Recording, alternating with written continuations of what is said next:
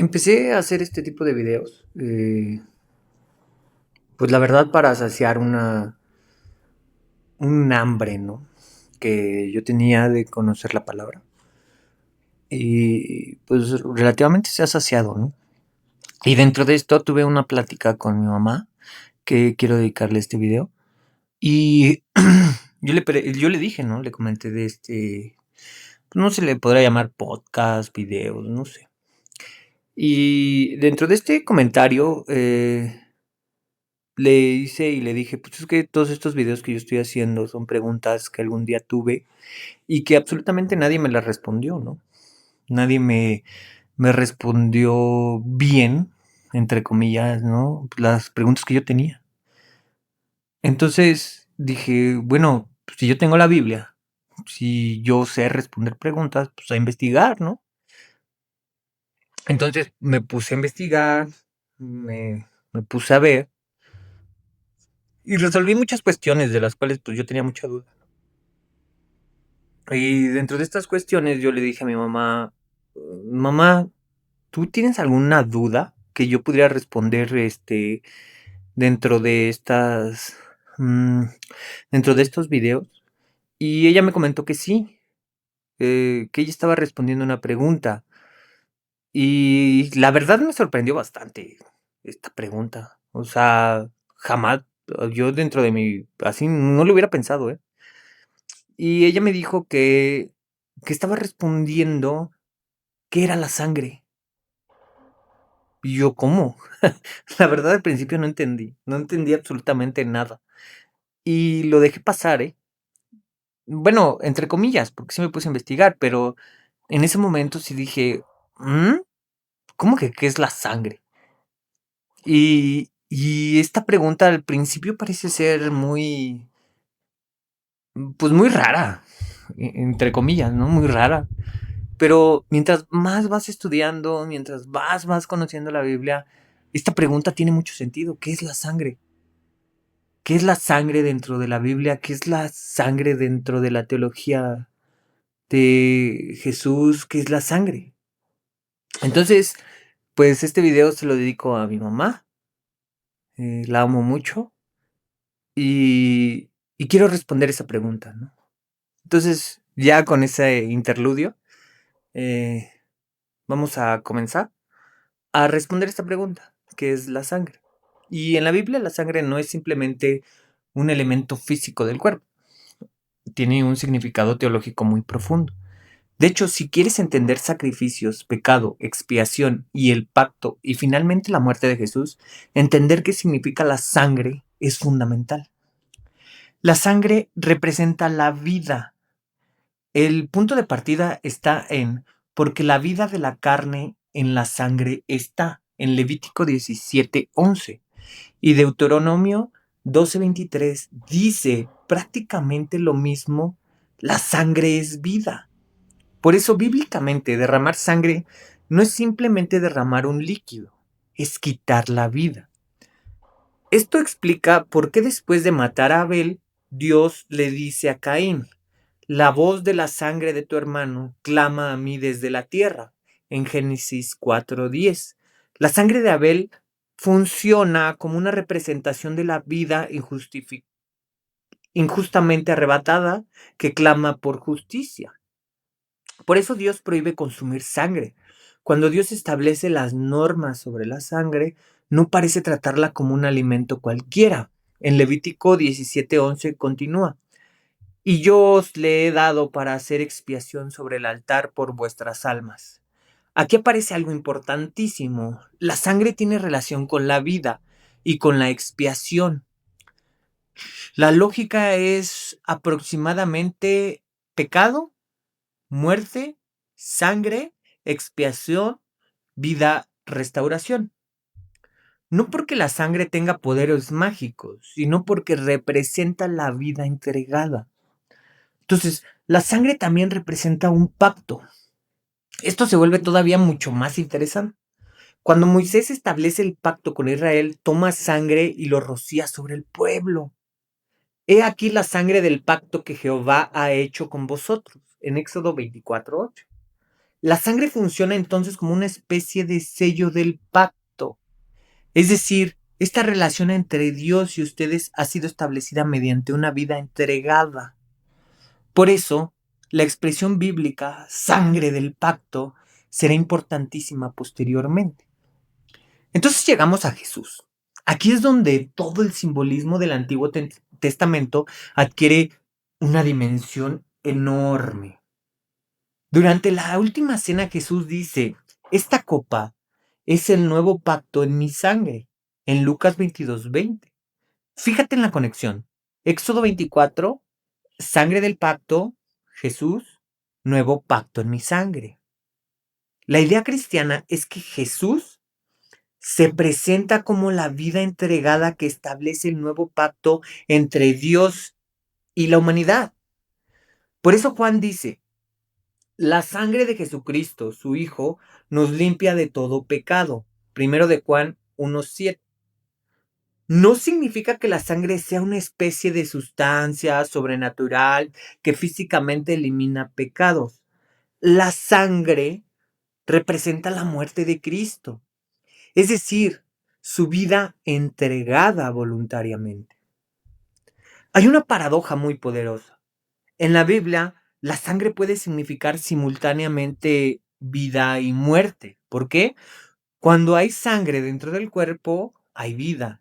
Cuando la sangre es derramada, esa vida ha sido entregada o perdida. Por eso la sangre de Cristo representa paradójicamente su muerte, que produce vida. Y aquí aparece una de las ideas centrales del cristianismo. Porque la paga del pecado es muerte, mas la dádiva de Dios es vida eterna en Cristo Jesús. En Romanos 6:23. Y hay otra cosa todavía más profunda. La Biblia distingue entre la sangre de un culpable y la sangre de una víctima inocente. Cuando una persona asesina injustamente, su sangre clama por justicia. Pero en el sistema sacrificial, un animal inocente muere en lugar del pecador. Eso prepara el concepto de sustitución. Y el Nuevo Testamento presenta a Jesús precisamente de esa manera. He aquí el Cordero de Dios que quita el pecado del mundo. En Juan 1:29. Entonces el recorrido bíblico puede verse así. Abel, sangre que clama por justicia, sacrificio. Sangre asociada con expiación. Pacto de Moisés, sangre que sella el pacto. Cordero, víctima inocente. Cristo, nuevo pacto y sacrificio definitivo. Por eso, cuando en el cristianismo se habla de la sangre de Cristo, no se está hablando simplemente de sangre física. Es una forma teológica de hablar de su vida entregada, su muerte sacrificial, el nuevo pacto y la expiación del pecado. Y si quieres llevar esto mucho más profundo, hay una pregunta todavía más interesante. ¿Por qué Dios escogió precisamente la sangre como instrumento de expiación y no, por ejemplo, el agua, el fuego o el aceite? Ahí hay una conexión extraordinaria entre Génesis, Levítico, el día de la expiación, la Pascua y la crucifixión. Interesante, ¿no? Vamos a ver esto lo más profundo, así lo más profundo que se pueda. Dios escogió la sangre porque la consecuencia legal y ontológica del pecado es la muerte. En Génesis 2:17. Y la sangre es la única sustancia que contiene y representa la vida entregada en sustitución exacto. Ningún otro elemento simbólico podía pagar una deuda de vida. ¿Por qué otros elementos no podían expiar el pecado? Porque el agua purifica e higiene ritual, pero limpia la suciedad externa o la impureza. Pero no implica la entrega de una vida. El fuego, función ritual, juicio, consumo y refinamiento. ¿Por qué no sirve? Destruye e inflige castigo, pero no ofrece un sustituto sustitutivo. Aceite, unción, capacitación y consagración. Comunica el Espíritu Santo y la autoridad, pero no salda la penalidad de la muerte. La sangre, la vida misma del ser, Levítico 17:11, es la única moneda equivalente que puede cancelar la deuda legal de muerte. Conexiones profundas del sistema sacrificial que suele pasarse por alto. La sangre como detergente espiritual para la casa de Dios. Y digo detergente entre comillas, ¿no? Para darle algún tipo de definición. En Levítico, la sangre de los sacrificios diarios no se aplica sobre el pecador, sino sobre el tabernáculo, el altar, las cortinas y el propiciatorio. En la teología hebrea, el pecado humano generaba una especie de contaminación espiritual que ensuciaba la morada sagrada de Dios. La sangre, que era la vida pura, actuaba como un imán que absorbía la polución, de la muerte acumulada en el santuario. Limpiaba el lugar para que la presencia divina no tuviera que abandonar el pueblo. 2. La fusión de la Pascua y el día de la expiación. Yom, no sé cómo se pronuncia, pero es Yom Kippur. En el Antiguo Testamento existían dos grandes rituales de sangre con objetivos opuestos. Ok, entonces esto se pone bien interesante. Pascua, Éxodo 12. La sangre en los dinteles protegía de la muerte inminente. En las puertas afuera, ¿no? Puertas afuera. En el Yom Kippur, en Levítico 16, la sangre dentro del lugar santísimo restauraba la comunión con Dios, puertas adentro. En la cruz, Jesús conecta ambos rituales. Su sangre actúa como cordero pascual que libra del juicio y al mismo tiempo como la sangre del gran día de la expiación que rompe el velo y te da acceso directo a Dios. ¡Pum! A mí me voló la cabeza eso.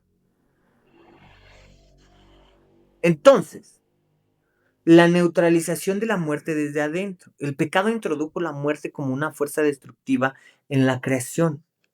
La forma de neutralizar ese veneno no era quemándolo o lavándolo, sino inyectando en el reino de la muerte una vida perfectamente inocente.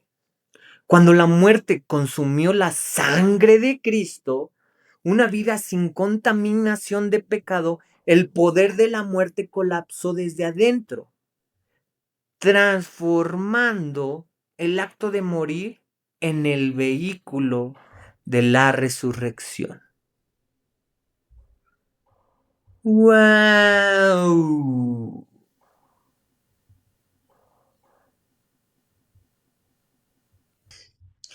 Y aquí quiero ver algo mucho más profundo, que a mí me parece súper, súper, súper interesante. Que transformando el acto de morir en el vehículo de resurrección, sí, la sangre como salvoconducto de entrada. En el antiguo culto, el sumo sacerdote, voy a hablar prácticamente un poquito de lo mismo, pero un poco más profundo. En el antiguo culto, el sumo sacerdote no podía cruzar el velo con las manos vacías. Penetrar la presencia divina sin sangre significaba la muerte inmediata. La sangre de los animales actuaba como cobertura de protección. En Hebreos, Jesús actúa simultáneamente como sumo sacerdote y como víctima. No entra a un santuario terrenal hecho por manos humanas con sangre de animales, sino al santuario celestial, mediante su propia sangre. La diferencia radical, mientras que la sangre de toros y machos cabríos solo cubría el pecado externamente y dejaba el velo intacto, la sangre de Cristo purifica la conciencia del creyente y elimina la causa de la separación. Entonces, elementos en el antiguo pacto: el velo, la sangre y el lugar santísimo. Cumplimiento de la carta de los Hebreos: barrera de tela impedía el lugar al Altísimo. cobertura anual de animales, permitía el ingreso del sumo sacerdote y habitación terrenal detrás de la cortina. En la teología de Hebreos, la crucifixión, escucha esto, la crucifixión se representa como la liturgia definitiva. Al ser entregada la carne de Jesús y derramada su sangre, el camino hacia la presencia de Dios, queda inaugurado de forma permanente. ¡Wow! El camino hacia la presencia de Dios queda inaugurado de forma permanente. Ay, no, impresionante. Eso, para mí, me hizo volar la cabeza. O sea, qué impresionante está la Biblia, ¿eh? Jamás pensé que esa pregunta fuera tan profunda. Bueno, pues eso sería todo. Espero les haya gustado. Y los amo. Dios los bendiga. Y ánimo. La verdad, ya lo iba a terminar aquí porque pues ya, ¿no? Pero al llegar al final, lo del velo me voló la cabeza. O sea, la frase, y he aquí el velo del templo se rasgó en dos, de arriba a abajo. Mateo 27:51 es precisamente el hecho histórico y visible que valida físicamente todo el simbolismo teológico que explica las cartas a los hebreos. Cuando los evangelios Mateo, Marcos y Lucas registran este suceso, en el momento exacto de la crucifixión revelan varios detalles profundos. ¿Viste? Ahí se ve en el rasgar el velo, se rasgó de arriba para abajo. El velo no se rompió antes ni después, se rasgó en el instante preciso en que Jesús muere y exclama, consumado es. En el plano físico ocurrió el rasgado de la cortina del templo. En el plano espiritual y teológico, el cuerpo de Jesús, su carne, estaba siendo entregado. Es la confirmación visible de que su muerte fue la causa directa de la ruptura de la barrera. De arriba abajo, ¿no? Los evangelios especifican con precisión la dirección del rasgado, de arriba a abajo. El velo del templo de Jerusalén, el templo de Herodes, no era una cortina común, medía aproximadamente 18 metros de altura, varios centímetros de grosor y requería docenas de sacerdotes solo para manipularlo o colgarlo. Un ser humano que intentara romperlo desde el suelo lo habría rasgado de abajo hacia arriba.